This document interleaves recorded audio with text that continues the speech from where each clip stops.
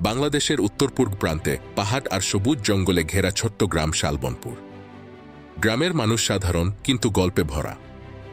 এই গ্রামেই থাকত এক 6 বছরের কিশোর আরিফ, কৌতূহলী, সাহসী আর স্বপ্নবাজ। তার বাবা ছিলেন বন বিভাগের কর্মী, মা স্কুল শিক্ষিকা। বই আর প্রকৃতির মাঝেই আরিফের বেড়ে ওঠা। একদিন বর্ষার বিকেলে পুরনো কাঠের আলমারি পরিষ্কার করতে গিয়ে আরিফ খুঁজে পেল একটা হলুদ হয়ে যাওয়া কাগজ। কাগজে আঁকা ছিল এক অদ্ভুত মানচিত্র, পাহাড়, নদী, গুহা আর মাঝখানে লাল কালি দিয়ে আঁকা একটি চিহ্ন। নিচে লেখা, যে সাহস করবে সেই সত্য জানবে গি। আরিফে বুক ধকধক করতে লাগল।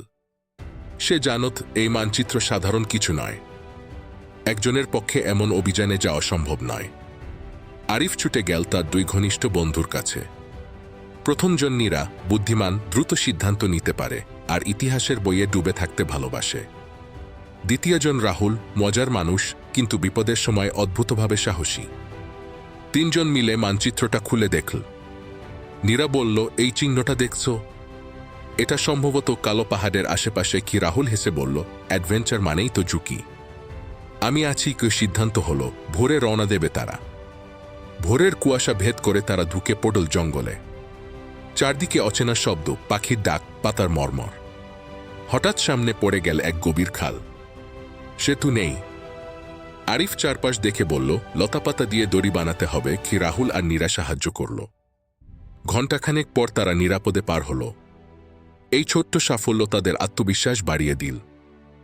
জঙ্গলের ভেতর তারা খুঁজে পেল ধ্বংসপ্রাপ্ত এক পাথরের মন্দির। দেয়ালে খোদাই করা অদ্ভুত চিহ্ন। নীরা খেয়াল করল, এই চিহ্নগুলো মানচিত্রের মতোই। মন্দিরের ভেতরে ঢুকতেই দরজা বন্ধ হয়ে গেল। অন্ধকার। রাহুল ফিসফিস করে বলল, এটা কি ফাঁদ? নীরা শান্তভাবে দেয়ালের লেখাগুলো পড়ল। এক জায়গায় লেখা ছিল, আলো জ্বালাও, ভয় দূর হবে গি। আরিফ ম্যাচ জ্বালাতেই দরজা খুলে গেল। তারা বুঝল, বুদ্ধি আর ধৈর্যই আসল চাবিকাঠি। 2 দিনের পথ পেরিয়ে তারা পৌঁছাল কালো পাহাড়ের পাদদেশে। পাহাড়ের গায়ে কালচে পাথর, যেন আগুনে পোড়া। আকাশে মেঘ জমেছে। হঠাৎ ঝড় শুরু হলো। বৃষ্টি আর বাতাসে চলা কঠিন। তারা এক গুহায় আশ্রয় নিন। গুহার ভেতরে দেয়ালে আঁকা ছবি, প্রাচীন অভিযাত্রীরা, হাতে আলো।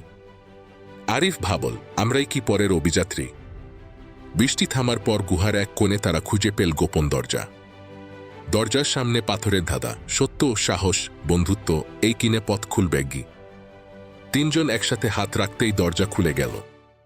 সামনে নেমে গেল সিঁড়ি, অন্ধকারের গভীরে। সিঁড়ি শেষ হতেই তারা দেখল বিশাল এক গুহা।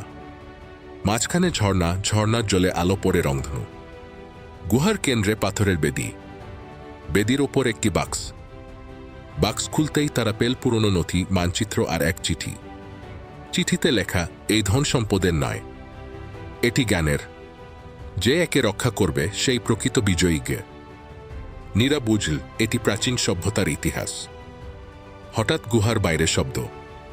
কয়েকজন লোক, ধনলোভী। তারা বাক্সটা চাইল। রাহুল ফিসফিস করে বলল, আমরা কি করব? আরিফ দ্বিজ কণ্ঠে বলল, এটা সবার জন্য। আমরা লড়াই করব না, বুদ্ধি ব্যবহার করব। কি? তারা ঝর্ণার পথ ধরে পালাল। পিছনে পাথর পড়ে পথ বন্ধ হয়ে গেল। অনেক কষ্টে তারা গ্রামে ফিরল। নথিগুলো তারা স্থানীয় জাদুঘরে দিল। গবেষকরা বললেন, এটি অঞ্চলের হারানো ইতিহাস। গ্রামবাসী গর্বিত হল। কয়েক মাস পর আরিফ আবার আলমারির কাছে দাঁড়াল। মানচিত্রটা নেই, কিন্তু তার মনে আগুন জ্বলছে। সে জানে, অ্যাডভেঞ্চার শেষ হয় না, শুধু নতুন রূপ নেয়। শেষ।